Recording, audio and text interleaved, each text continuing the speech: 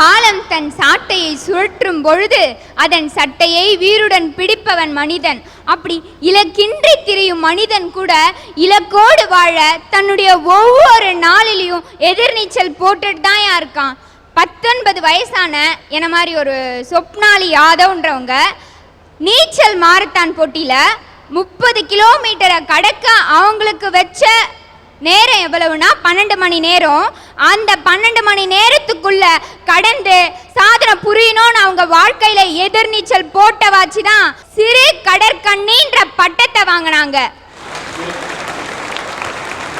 இவங்களுக்காச்சு இளம துடிப்பு வாலிபம் சரி எதிர்நீச்சல் போட்டாங்க. நம்ம ஐயாக்கு 80 வயசு.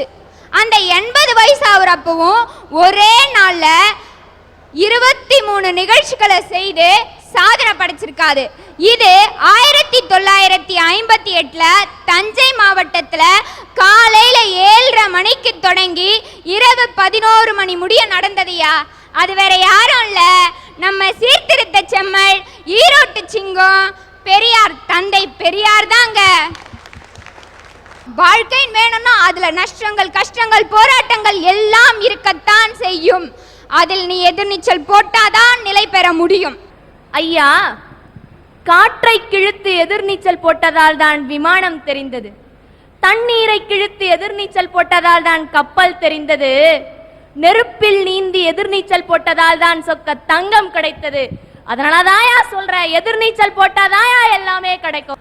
ஐயா, தேசிய பறவை மயில், தேசிய விலங்கு புலி, தேசிய மரம் ஆலமரம்.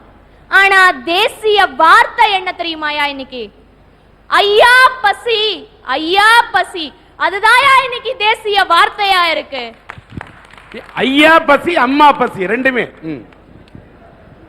அம்மா மறக்க கூடாதுல. படைச்சது பிரம்மா, நான் சொன்னது பெத்த அம்மா, நீ நினைக்க கூடாது சும்மா. ஐயா, இந்தியாக்காரு வெளிநாட்டுக்கு போயிட்டு 5 வருஷம் கழிச்சு திரும்பி வராரு. அவரு அங்கேயும் அதே hi hello how are you, இங்க வந்தாலும் அதே ஹாய் ஹலோ ஹவ் ஆர் யூயா. எங்கேயாவது ஒரு நல்ல தமிழ் வார்த்தை, இனிமையான தமிழ் வார்த்தை காதுல விழாதான்னு பாக்குறாரு. திடீர்னு ஒரு வார்த்தை ஐயா பசி அம்மா பசினுது, அதே தேசிய வார்த்தை கேக்குது. திரும்பி பாக்குறாரு, ரோட்டோரத்துல பிச்சைக்காரையா, தட்ல தமிழ் இன்னைக்கு சில்லறையா சிரிச்சிட்டு இருக்குங்கய்யா. ஐயா, எங்க ஊருக்காரு சதீஷ்ன்றவர் புத்துக்கு பக்கத்துல ஒரு குடிசை கட்டி வாழ்ந்துட்டு வந்தார். அவரு பள்ளிக்கு போக சொல்ல கல்லூரிக்கு போக சொல்ல பாத்தீங்கன்னா அவர் ஆன்மீகத்துல ஈடுபாடு அதிகம். அதனால எலுமிச்சப்பழமோ வேப்பலையோ எடுத்துட்டு போவார். பாக்குறவங்க எல்லாம் கிண்டல் பண்ணாங்க, என்ன இந்த ஆள் எலுமிச்சப்பழையும் வேப்பலையும் தூக்கி நான் அலைஞ்சிட்டு இருக்கானே. ஆனா அவர் அப்பயும் மனசு கலங்கலையா, ஆன்மீகத்துல எதிர்நீச்சல் போட்டாரு. அந்த காலத்து மன்னர்கள்லாம் கற்கோயில் தான் கட்டினாரு. ஆனா இன்னைக்கு எங்க ஊர்ல ஒரு பொற்கோயில் கட்டி இருக்காரு பாருங்கய்யா. அதாவது நீ சொன்ன மாதிரி அவன் வயசுல மாப்பிள்ளையா அலையறான், ஆனா அந்த அம்மாவை நினைத்து வேப்பிலையோடு அடைந்த ஒரு வேதாந்தியாக நீங்கள் பார்க்கிறீர்கள். பரவாயில்ல ஐயா. அன்னைக்கு அவர் இருந்தது புத்து, அதையெல்லாம் தொட்டு பார்க்கவே பயப்பட்டாங்கய்யா. இன்னைக்கு அவர் கட்டின பொற்கோயில் எல்லாம் தொட்டு பார்க்க ஆசைப்படுறாங்க பாருங்கய்யா. அங்க போட்டாரியா அவர் எதிர்நீச்சல். திருப்பதியை பார்த்தவங்க எல்லாம் திரும்பி பார்க்க வச்சார் பாரியா தன்னோட 29 வயசுல. அங்க போட்டாரியா அவர் எதிர்நீச்சல். அதனாலதான் சொல்றேன், இந்த நிழல்களிலே எதிர்நீச்சல் மட்டும் தாயா நிஜம். ஐயா, என்ன மாதிரி ஒரு அழகான பொண்ணு. சரி, ஒத்துக்க மாட்டேன்றீங்க, விடுங்க. இல்ல நான் ஒத்துக்க மாட்டேன் என்ன சொல்லிட்டு இருக்க? அங்க இல்ல அவங்க எல்லாம் ஒத்துக்கறாங்கயா. அப்புறமா பின்ன பேசுங்க. என்ன மாதிரி ஒரு அழகான பொண்ணு ஒத்துக்கறீங்க தானே? ஒரு வீட்ல இருக்காங்கன்னு வச்சுக்கோங்க, எதிர்க்க இருக்க 4 வயலுங்க. அந்த பொண்ணை மடக்காங்க என்னென்னலாம் எதிர்நீச்சல் போடுறாங்க பாருங்கயா. பல்லே வளர்க்க மாட்டான், அன்னைக்குதான் பல்ல வளர்க்கும். அந்த பொண்ணு பார்க்க குளிக்கவே மாட்டான், அன்னைக்குதான் குளிச்சுட்டு வருவான். ஆண்ட எழுத்தே தெரியாதியா, ஆக்ஸ்போர்ட் ஆங்கில புத்தகம் வச்சு மெத்த மேல அப்படியே ஒரு ரவுண்ட் வரும் அந்த பொண்ணு பாக்குற மாதிரி. அப்பவாது லைப்ரரி பக்கம் போறானேன்னு பாராட்டுமா. ஐயா, ரங்கநாதன்றவர் கிராமத்துல இருந்து பட்டணத்துக்கு போறாரு. தாமோ ஒரு பாடலாசிரியர் ஆயிடலாமேன்ற கனவோட பட்டணத்துக்கு போய் நண்பர்கள் வீட்டுல தங்கி சான்ஸ் கேட்டு அலையறாரு. 2 வருஷமா சான்ஸே கிடைக்கல. திரும்பி வராரு. ஆனா இருந்தாலும் அவரோட மனசுல ஒரு ஏக்கம் இருக்கு, நம்மளும் ஒரு பாடலாசிரியர் ஆகணுமேனு. திரும்பி வந்து நிக்கிறாரு பஸ் ஸ்டாண்டாண்ட. கண்ணதாசன் ஐயாவோட பாடல் வரிகளை கேட்கிறாரு. தானும் இந்த சமூகத்துல எதிர்நீச்சல் போட்டு பாடலாசிரியர் ஆயிடுவேன்னு சொல்லிட்டு திரும்பி போறாரு. போயிட்டு எம்ஜிஆர் சாரை சந்திக்கிற வாய்ப்பு கிடைக்க சொல்றாரு, ஐயா நான் பாடலாசிரியரா ஆகணும்ன்ற ஒரு கனவு இருக்கு, எனக்கு உங்க படத்துல ஏதாவது ஒரு பாடல் எழுத வாய்ப்பு கொடுங்கன்றாரு. கண்ணதாசன் ஐயாவுக்கும் எம்ஜிஆர் சாருக்கும் அன்னைக்கு அப்ப சில கருத்து வேறுபாடுகள் இருந்தது. யாரை இவர் குருவா நினைச்சாரோ, யார் பாடலை கேட்டு இவர் பாடலாசிரியர் ஆகணும்னு நினைச்சாரோ, அவர் எழுத முடியாத படத்துக்கு உண்டான பாடலை இவர் எழுதினாரியா. அந்த படத்துல இவர் எழுதின எல்லா பாட்டும் இட்டாச்சு. அந்த ரங்கநாதன் யார் தெரியுமாயா? இன்னைக்கு வாழும் தலைமை கவிஞர்களுக்கெல்லாம் தலைவரா இருக்காரே வாலி, அவர்தாயா அன்றைய ரங்கநாதன். அவர் வாழ்வுல எதிர்நீச்சல் போட்டாருங்க ஐயா. ஐயா ஈரோடு பக்கத்துல இருக்க மாமரத்துப்பாளையம்ன்ற கிராமத்துல ஒரு பெண் இருந்தாங்க. அந்த பெண் வந்து மசாலா போடுற கம்பெனி ஆரம்பிச்சாங்க. அது குடிசை தொழிலா செஞ்சாங்க. உங்களுக்கே தெரியும் மசாலால என்ன வரும்னு. அந்த ஒரு பெண் ஆரம்பிச்சு எதிர்நீச்சல் போட்டாங்க. ஒருத்தர் 10 பேர் ஆனாங்க, 10 பேர் 50 பேர் ஆனாங்க, 50 பேர் இன்னைக்கு 500 பேரா நிக்கிறாங்கயா. அதனாலதான் அவங்களோட கம்பெனி இன்னைக்கு ஆலமரம் மாதிரி விருட்சமாய் நிக்குது. அதுல அவங்க இன்னைக்கு பல லட்சத்துக்கு அதிபதியா இருக்காங்க, பல விருதுகளை பெற்றிருக்காங்க. காரணம் அவங்க போட்ட எதிர்நீச்சல். அந்த பெண்மணி யார் தெரியுமாயா? இந்த ஊனமுற்றவர்களுக்கு எதிர்நீச்சல் போட சக்தியை தந்தாங்களே திருமதி சாந்தி துரைசாமி அவர்களையா. அவங்கெல்லாம் இன்னைக்கு சமுதாயத்துல வெற்றி பெற்றிருக்காங்கன்னா காரணம் அவங்க போட்ட எதிர்நீச்சல் தான்யா. தடைகளை தவிர்க்காதே, தகர்த்தி எறி. எதிர்நீச்சல் அடித்தால் எதிரானவை எல்லாம் ஏணியாக மாறி உன் சாதனையை அரங்கேற்ற துணை புரியும். ஐயா மெட்ராஸ்ல ஒரு ரிக்ஷா ஓட்டுறவர் இருந்தாரு. அவரோட குடும்பம் எப்படிப்பட்டது தெரியுமா? ரொம்ப ஏழ்மையான குடும்பம், சாப்பாட்டுக்கே வழி இல்லாத நிலைமை. அவருக்கு 3 பசங்க இருந்தாங்க. அந்த 3 பசங்கள்ல பொண்ணு மட்டும் என்ன நினைச்சா தெரியுமா? தன்னுடைய ஏழ்மையிலேயே நம்ம சாதிக்கணும் நினைச்சாயா. அங்க போட்ட அந்த பொண்ணு எதிர்நீச்சல் கேரம் விளையாட்டுல நம்ம நல்லா இருக்கிறதுனால இந்த துறையில சாதிக்கணும்னு நினைச்சாயா. அவங்க வீடு எப்படிப்பட்டது தெரியுமா? மாட்டு தொட்டி மாதிரி குட்டியா இருக்கும்யா. அந்த இடத்துல அவங்களுக்கு பிராக்டிஸ் பண்றதுக்கு கூட இடம் இருக்காது. அவங்க கேரம் பிராக்டிஸ் பண்ணும் போது இடம் இல்லாதனால அவங்க வீட்டுல அப்பா அம்மா தங்கச்சின்னு யாருமே தூங்க மாட்டாங்க. அவங்க பிராக்டிஸ் பண்ணி முடிச்ச பிறகுதான் தூங்குவாங்க. அப்படியெல்லாம் எதிர்நீச்சல் போட்டு இன்னைக்கு அமெரிக்கா, ஜப்பான், இங்கிலாந்து, தாய்லாந்து பல நாடுகளோட ஆடி தனியா ஆடி 30க்கு மேற்பட்ட தங்க பதக்கத்தையும் ஜோடியா ஆடி 200க்கு மேற்பட்ட தங்க பதக்கத்தையும் வாங்கி இன்னைக்கு கேரம் சாம்பியனா கலக்கிட்டு வராங்களே. உலகியா பலரோட மனசுல நிக்கிற இளவழகி. அவங்க வாழ்க்கைக்கு வெற்றிக்கு காரணம் என்னையா? அவங்க வாழ்க்கையில போட்ட எதிர்நீச்சல் தாயா காரணம். அதனாலதான் சொல்றேன், இந்த நெல்களிலேயே எதிர்நீச்சல் மட்டும்தான் நிஜம். அது கூட பரவாயில்ல. திருவள்ளூர் மாவட்டத்துல பேரம்பக்கம்ன்ற இடத்துல உமா மகேஸ்வரின்னு ஒரு பெண் இருக்காங்க.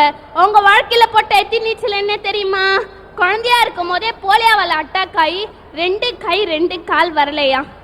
இருந்தாலும் அவங்க வாழ்க்கையில தன்னம்பிக்கையை தளரவில்லை. தன்னோட காலாலே எழுதி பழகி MA எக்கனாமிக்ஸ் முடிச்சது மட்டும் இல்லாத இன்னைக்கு MPhil பட்டத்தையும் வாங்கி இந்த உலகத்துல சாதாரண 2 கை கால்கள் இயங்கக்கூடிய பெண்மணிகள் செய்யற எல்லா வேலையும் காலால செஞ்சு தன்னுடைய படிப்புக்கேற்ற அங்கீகாரம் இந்த உலகத்துல கிடைக்கலனாலும் தையல் தொழில் செஞ்சு காலாலே தையல் தொழில் செஞ்சு இன்னைக்கு வாழ்ந்துட்டு வராங்களே உமா மகேஸ்வரி. அவங்களோட வெற்றிக்கு காரணம் என்னையா?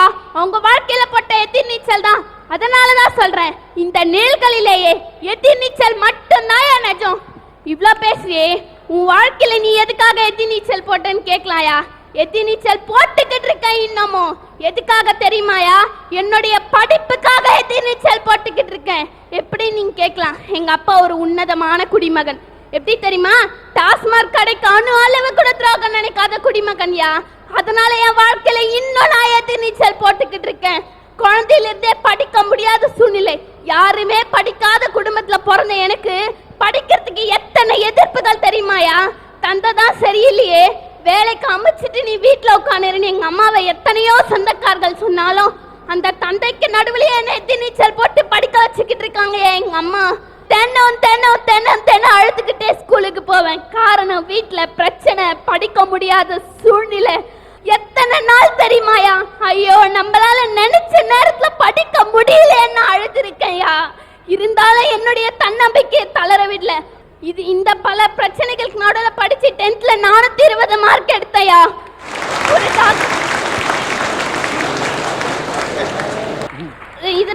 ஒரு டாக்டரோட உதவியோட அக்ஸிலியம் கேர்ள்ஸ் ஹையர் செகண்டரி ஸ்கூல்ல 11th ஜாயின் பண்ணி படிச்சையா. இன்னைக்கு 12th முடிச்சிட்டு 960 மார்க் எடுத்திருக்கையா. என்னோட ஆசை என்ன தெரியுமாயா? நான் நர்சிங் படிக்கணும்ன்றதுதான் என்னுடைய ஆசை. ஏன் தெரியுமா? மருத்துவ பணியில இருக்க ஒவ்வொருத்தரும் விஷ்ணுவிற்கு சமமானவர்கள்யா. உயிரை காக்கிற தொழில் பணி அவங்க கிட்ட இருக்கு. அதனால நான் அதுல சாதிக்கணும்னு நினைக்கிறேன்யா. ஆனா இன்னைக்கு வரையும் என்னுடைய ஆசைகள் கனவுகள் எல்லாம் கேள்விக்குறியா இருக்குயா. இன்னைக்கும் நான் எதிர் நீச்சல் போட்டுக்கிட்டு இருக்கேன். கேள்விக்குறியா இருக்க என்னுடைய வாழ்க்கையும் லட்சியமும் எப்போ ஆச்சரியக்குறியா மாறுதோ அதுவரை எதிர் நீச்சல் போடுமையா.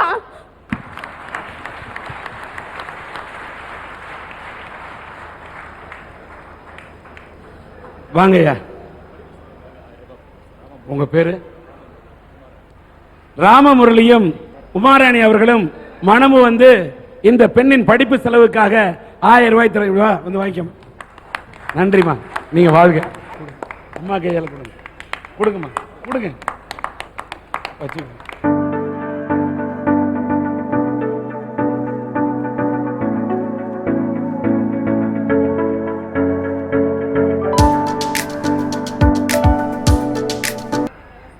இந்த புனிதா அவர்கள் கண்ணீர் மல்க தான் நர்சிங் படிக்க வேண்டும் என்று ஒரு குடிகார தந்தை குடித்து விட்டு வந்து அடித்தாலும் நான் படிப்பேன், எதிர்நீச்சல் அடிப்பேன் என்று துடிப்போடு பேசி இந்த புனிதா அவர் நினைத்ததை போடிய நினைப்பு கேட்டபடி அவர் நர்சிங் படிப்பதற்கு அன்னை இந்திரா டிரஸ்டின் மூலமாக இந்த அன்னை உள்ளம் படைத்தவர் இவரை படிக்க வைக்கிறேன் என்பதை இந்த அரட்டை அரங்கத்தின் மூலம் பறைசாற்றி இருக்கிறார். இந்த தாய்க்கு எங்களுடைய மனமார்ந்த நன்றியை தெரிவித்துக் கொள்கிறோம். அந்த புனிதால் பேசும்போது ஒன்றை குறிப்பிட்டார். திருவள்ளூர் மாவட்டத்திலே பேரம்பாக்கம் என்ற ஊரிலே உமா மகேஸ்வரி என்று நினைக்கின்றேன். அந்த பெண் 5 வயதிலே போலியோ தாக்கப்பட்டு அவர் தன்னுடைய கைகளை இழந்தாலும் தன்னுடைய தன்னம்பிக்கை இழக்காமல் காலாலே எழுதி படித்து MA பிடித்து MPhil வரை முடித்து சாதனை படைத்திருக்கின்றார் என்று சொன்னார். அந்த உமா மகேஸ்வரியை அவர் வாழ்க்கையில் அடித்த எதிர்நீச்சலை அவர் சொன்னார். அந்த உமா மகேஸ்வரி அவர்களை மேடைக்கு அழைக்கின்றோம். போலியோவிலே பாதிக்கப்பட்டு கைகள் இல்லை, பாருங்கள், கைகளை இழந்திருக்கிறார். ஆனால் தன்னம்பிக்கை இழக்கவில்லை. காலாலே எழுதி படித்து MA படித்திருக்கிறார், MPhil முடித்திருக்கின்றார். இப்ப அரட்டை அரங்கத்திலே என்னுடைய நிலையை எடுத்து சொன்னால் மனம் இறங்கி கொடுப்பதற்கு எத்தனையோ நல்ல நெஞ்சங்கள் இருக்கிறது என்ற நம்பிக்கையில் உமா மகேஸ்வரி நல்ல வேலை வேண்டும் என்று இந்த பெண் இயங்குகிறார். இந்த அரட்டை அரங்கத்தை பார்க்கக்கூடிய, இதை தொலைக்காட்சியிலே இது ஒளிபரப்பாகின்ற போது பார்க்கக்கூடிய, உலகத்தின் மூளை முடுக்கெல்லாம் இருக்கக்கூடிய எங்கள் அரட்டை அரங்கத்தின் நேயர்கள் யாராக இருந்தாலும் எங்களிடத்தில் தொடர்பு கொண்டு இந்த தன்னம்பிக்கையில் எதிர்நீச்சல் அடிக்கும் இந்த உமா மகேஸ்வரி வாழ்க்கையிலே ஒரு மாற்றத்தை ஏற்படுத்தி தருவார்கள் என்ற நம்பிக்கையில் இதை இந்த மேடையிலே உங்கள் முன்னிலையில் வைக்கின்றேன். அடுத்து 7 வயசுல கரண்ட் ஷாக் அடிக்குது. இதே மாதிரி தன்னுடைய 2 கைகளையும் இழந்து விடுகிறார் சுஜாதா என்ற ஒரு பெண். மேடைக்கு அவரை அழைக்கின்றேன்.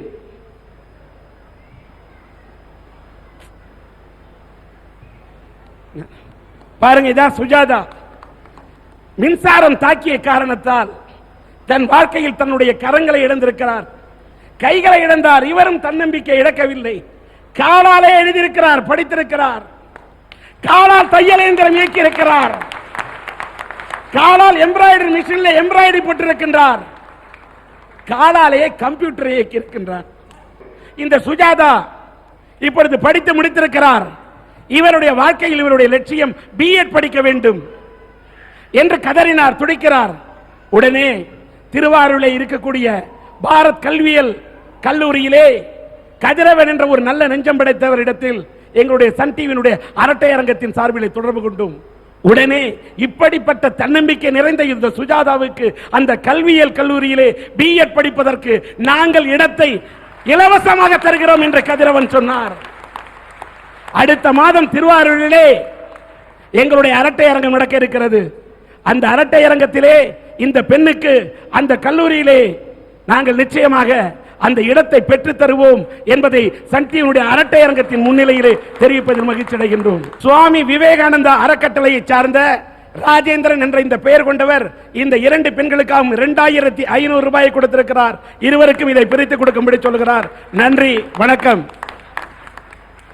உமா மகேஸ்வரி சொல்லுகிறார், படிக்க இருக்கக்கூடிய சுஜாதாவுக்கு இந்த 2500 கொடுக்க வேண்டும் என்று. ஒரு MA MPhil படித்தவராக வாழ்க்கையில்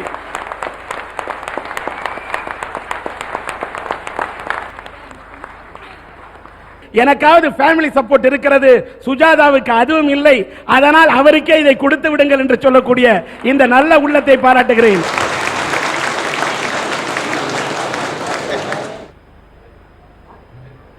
கலைமகள் இளங்கோ 2 பேருக்கும் 2 தையல் எந்திரத்தை தருகிறார்.